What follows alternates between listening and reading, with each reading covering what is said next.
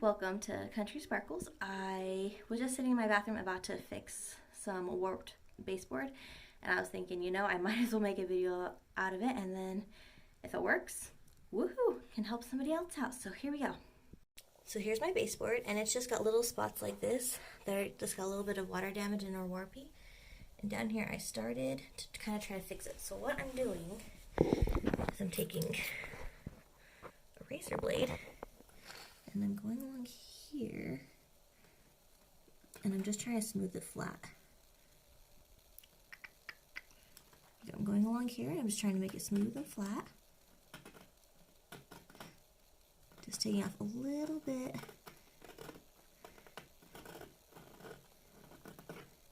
At a time.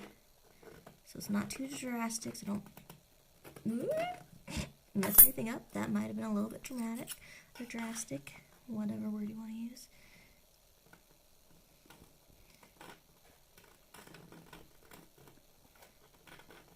See, I'm just taking that protruding out. I'm sure there's better razor blades for this, but we're just going with this. There we go.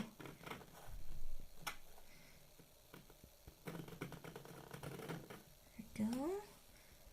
See, I'm gonna run my finger over it. It feels pretty flush. And so yeah, like that. I'm just gonna pull away a little bit at a time until it's nice and flush. And then I'm probably just gonna prime it, paint it, and then I'm gonna put clear caulk along the bottom here to help prevent further water damage. So I'll show you the next step when I get to it. Okay, and this is what it looks like, all carved out nice and flat, so I can tell it's flat because I can run my finger along it and it feels nice and smooth. I actually can tell that right back here has a little bit more bump. I'm going to take off. This one's nice and smooth. And I'm debating the spot by my toilet, doing this one too. It's a bigger, much bigger spot. So we'll see how this turns out, and then I'll do that one maybe. And then there's also this nail hole that was protruding, and I just sliced that right off. Like a mole on top of your skin. Okay, I decided to get a sanding block here to make this nice and even. And so I'll just take my sanding block. My piece of sandpaper doesn't quite fit all the way around, but that's okay. So let's put it against the wall.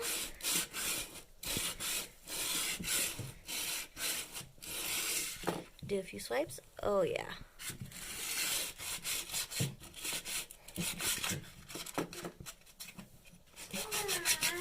Oops. There you go, that should be better. I didn't have the sandpaper tightened down all the way.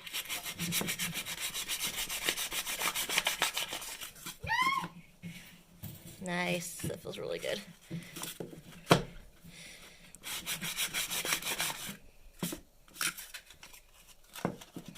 It works much better when your sandpaper is long enough.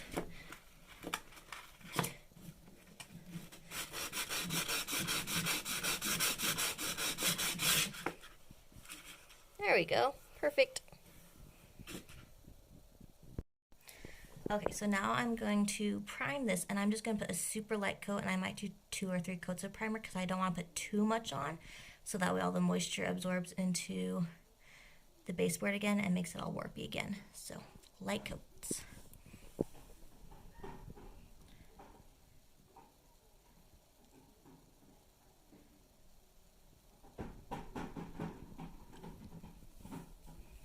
Sorry.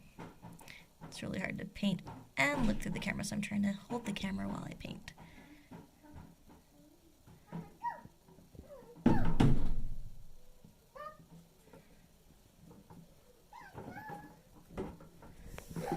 Okay. Also try not to paint my floor, but where it's more or tile, it doesn't matter as much because I can just scrape it up with my X-Acto knife. Don't mind my child trying to drive in the bathroom with his trike. Hi.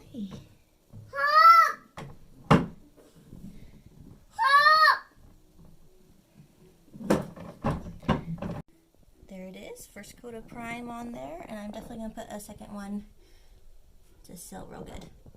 So this side is looking really good. Now the primer's all dried, and since I've got to clean that up, but since that's looking good, I decided to go ahead and come over here behind the toilet where this spot was super warpy and shave it off and sand it out. And that is looking great. And now I'm going to prime and then I'll paint it. Okay, so update after painting. This looks great. It's a little streaky because the type of paintbrush I used. Still deciding if I might put a second coat, which might help the streakiness, or I might not. I don't know. But this looks great. That is the bottom that I trimmed. And then I'll show you the other area. Okay, so here's the other area behind my toilet. As you can tell, I didn't spend quite as much time making it all even. Don't mind the little toddler there. Hi. But so you can see where all the water damage was.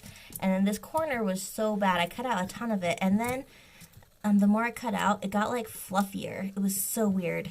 It was kind of like cotton candy, that fluffiness, and it just kind of pulled apart like that. So I cut that off, and I cut it as straight as I could. And I decided to tape it off and then paint it, and hoping that the layer of paint after it hardened, it would, you know, smooth it out. So I did that, and I let it dry a little bit so that way the paint wasn't all wet. And then I tried to pull the tape off when the paint was still tacky, and it actually ended up pulling the wall up. So kind of like if you have a cardboard book and your baby's like sucked on one of the corners and then he pulls the pages apart, kind of like that. That's how it peeled away from the wall when I took the painter's tape off. And so I disconnected it from the painter's tape and didn't rip it off, thank goodness. And then I just let it dry for about 6 more hours. So it wasn't like hard, so it's still pliable, but where it was not liquid anymore. And then behind that, after it dried some, I just put some wood glue. And I pushed it all together. I put quite a bit in there, let it soak in, and I put a little bit more until it wasn't soaking in anymore. And then put the painted piece of baseboard back on and let it sit. And now it is good. It is not moving anymore. It's solid. Oh, I just painted it again because there was a little piece that was pulled off. So I painted it, but it's not moving. It's good. It's nice and solid now. So that is how I solved that problem. And it looks pretty good now. I'm not going to mess with it anymore. I'm happy with what it is since it's behind the toilet anyways. So it won't bother me as much anymore. Okay, as you can see, we have got dry paint now. So I am getting ready to caulk it. I'll try to do a little bit of this one-handed while holding my camera. It's going to be a little difficult. And so it's definitely not going to be amazing, but it'll be fine. So you just put it right there in the crack. Just try and do a nice, even. Ugh, I got bubbly there. So stop. It's a nice, even line. This is clear caulk. It goes on white, and it will come out clear. I've got my damp rag here. I was going to use my finger, but let's see how the damp rag does on the clear caulk. So damp rag, I just put it over my finger. And I use it to spread it out. Very nice.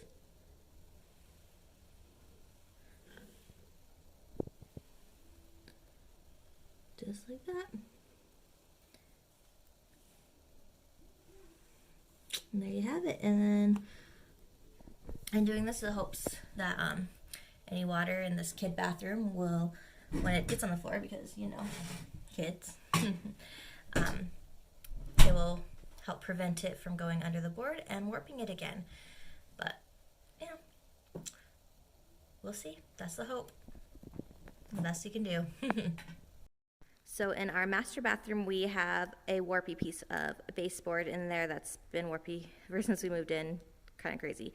But I'm going to switch that out. And so all I'm going to do is, I have extra baseboard trim from downstairs, and we're just going to cut one of these pieces, and we're going to put it in the bathroom. So here is where I have installed that newly cut piece of trim. And this was where it was warped right here. And I just filled in the holes. I forgot to show you, but so I just nailed it in with a nail gun. fill in the holes, and I'll be caulking it here soon. So those holes I just filled in with this spackling stuff for drywall. That's what I did.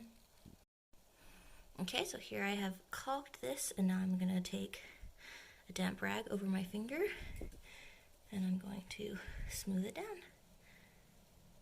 So nice. Oh, there we go. And there it is, and I'll just smooth up here.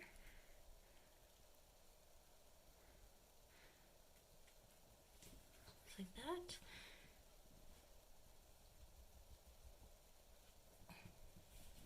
There you go. Clean that up a little bit.